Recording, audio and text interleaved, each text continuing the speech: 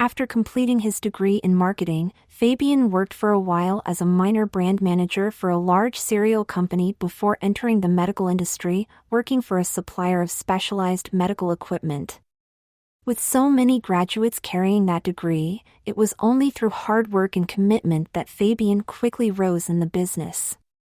Part of marketing in health food involved contact with the medical profession, and through a series of liaisons Fabian made the move through to pharmaceuticals. It was through this that he came to meet Joshua Williamson and ultimately to accept employment as director of marketing for the Signax Clinic, a leading cosmetic and plastic surgery facility. Josh had trained as a specialist maxillofacial surgeon with the intention of working to repair deformities and the consequences of serious head injuries or radical surgery. However, Fabian had suggested that the clinic offer facial feminization surgery as a particularly profitable area where demand was growing. It was not long before Josh had developed a reputation for great work in softening the male lines of the faces of his patients, as well as improving hairlines and improving the shape of necks. The marketing strategy that Fabian had adopted was to promote facial feminization, together with skin treatments and breast augmentation, as a first step in transition. Essentially, this approach appealed to those who were uncertain as to whether they could ever appear female. As Fabian would say to prospective patients, elective scalp and facial surgery requires no special assessment and will give you the chance to see whether you can pass as a woman. If you decide not to proceed, all procedures are completely reversible. What annoyed Fabian was that his last representation was not always believed. In many cases, the surgery appeared to change the appearance so radically that the statement "all procedures are completely reversible" did not appear entirely credible. Josh assured him that what he was saying was correct but acknowledged that reticence would dissuade many from undergoing the procedure. Fabian was convinced that there needed to be a practical demonstration of restorative surgery. But Josh's work was so good nobody ever reversed transition. All of his patients acquired features sufficiently feminine to allow them to live as women, if not to proceed to full reassignment surgery. Nobody wanted to go back. "You'll need to find me a volunteer," said Josh. "Somebody who we can show detailed images of before and after, and then back to before." "I could do it. I could be your surgical subject," said Fabian. He was, after all, committed to his job and to his own business plan to shift Signax into specializing in FFS facial feminization surgery. It would not have to interfere with his work significantly. "I suggest the full procedure, including breast augmentation and skin treatments, and laryngeal surgery if you are up for it," said Josh. "We need a full image library including video, and then the same after. We can show the patients and then introduce you to them, fully restored. It will convince anybody who has reservations." "That is the idea," said Fabian. But in truth, there was a sense of foreboding present even then. "I am 100% confident that I can bring you back to the same person you are now, although it may take a few months for the hormones to work through the system," said Josh. "Hormones?" said Fabian. "Is that necessary? If we want you to be an advertisement for my work, then we need for you to go through a proper transition," said Josh. "That means hormones and depilation, but the effect of these will not be permanent. This is your idea, so you can pull out now if you like. I'm still not 100% comfortable with it myself, so perhaps we could go with another strategy? But if you want to do this right, you have to do the whole thing. It has to be the works."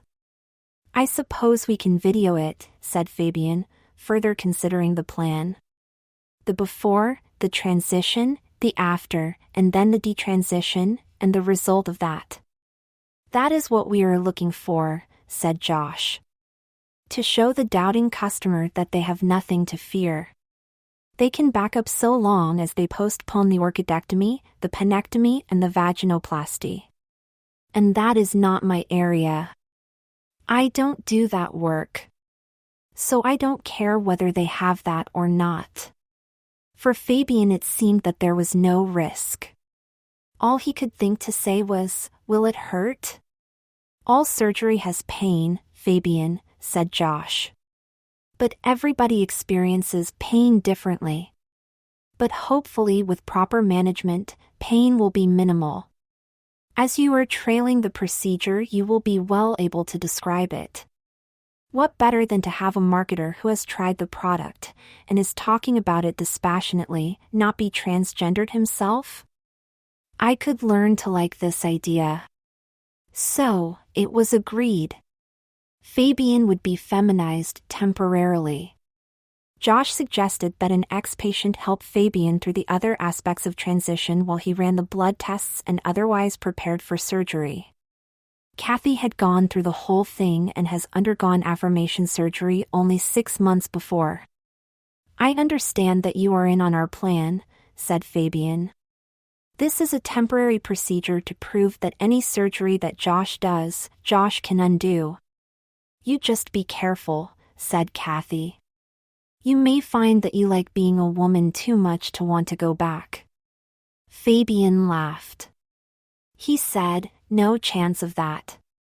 As a man, I love women.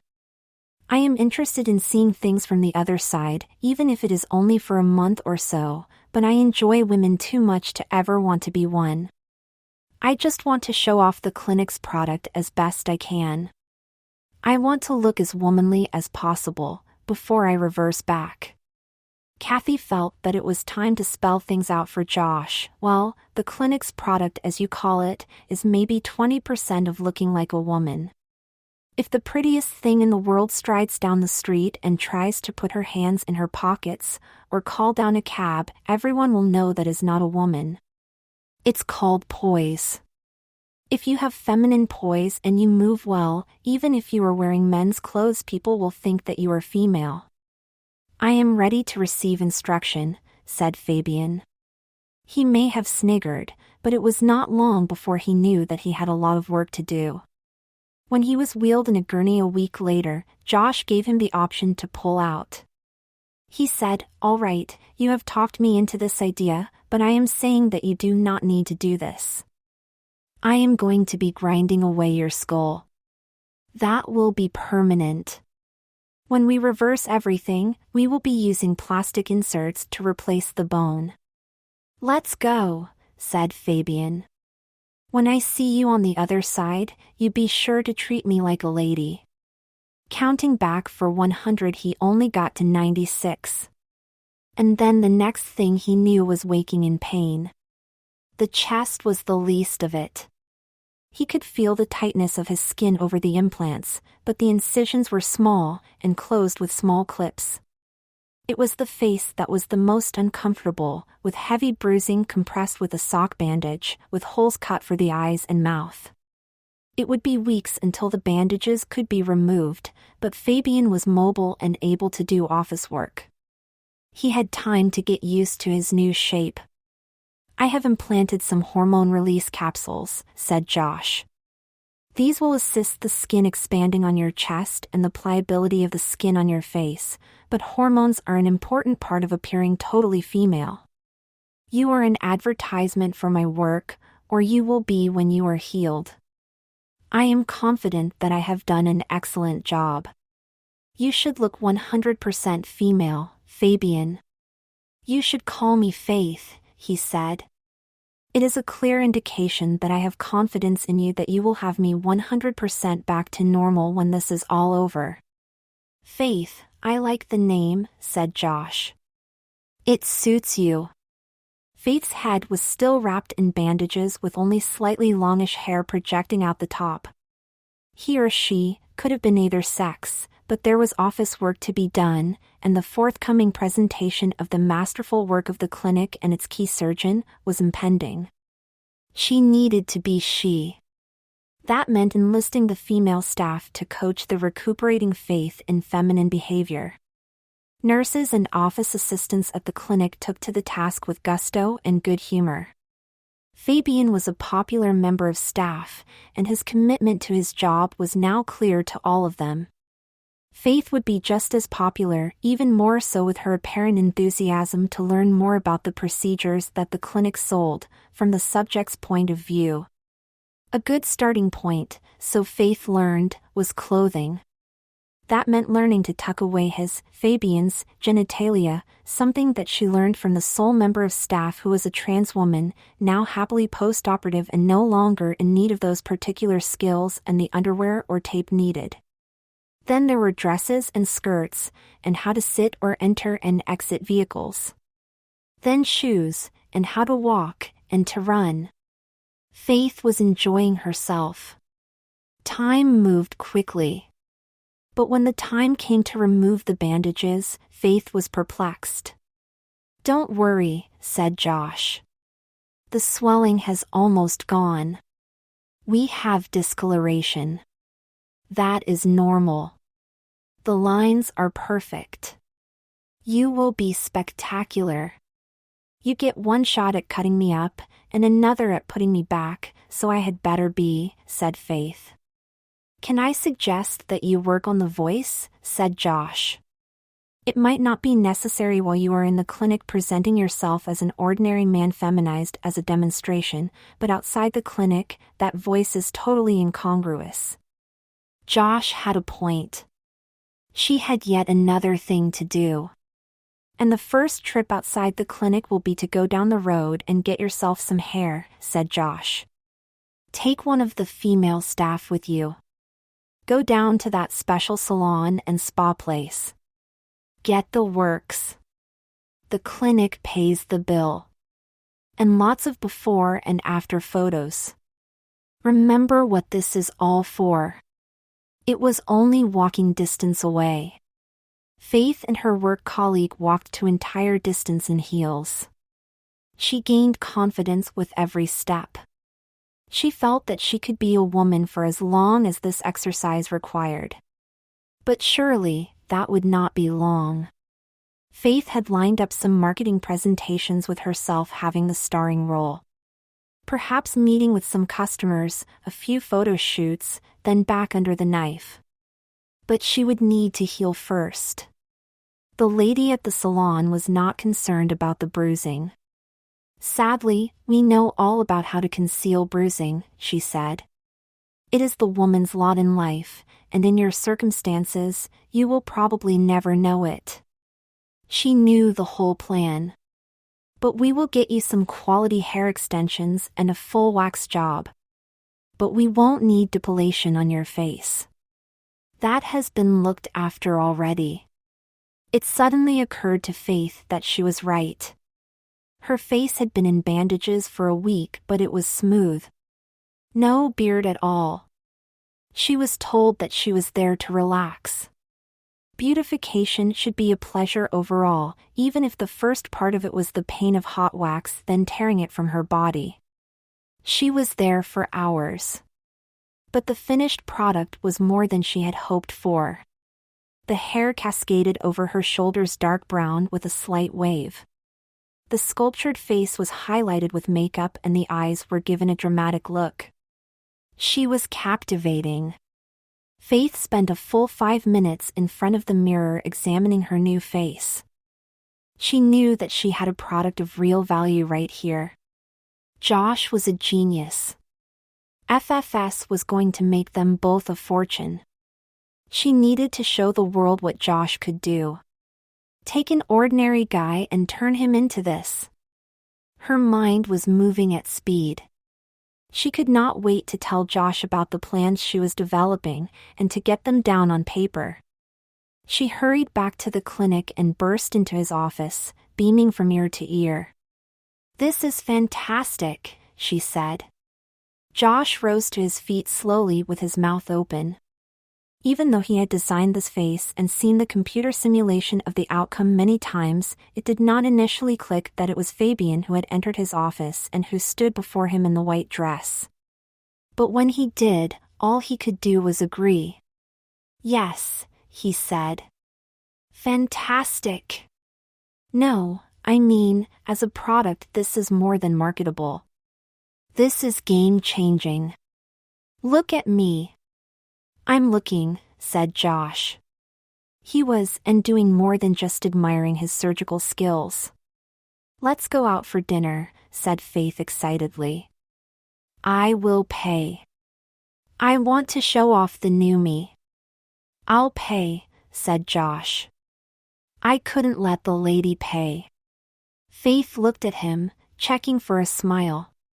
Josh was just staring at her. She said, "Okay. I like the sound of that. Another advantage of being a woman, I guess."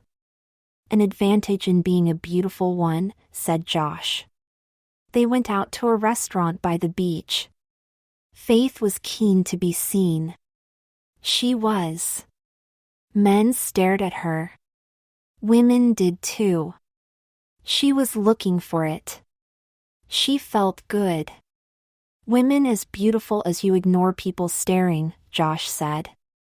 "As you know, I have been more engaged in reparative rather than cosmetic surgery, but I know how a newly beautified woman can find the looks you are getting discomforting." "Are you kidding?" said Faith. "This is the highest compliment.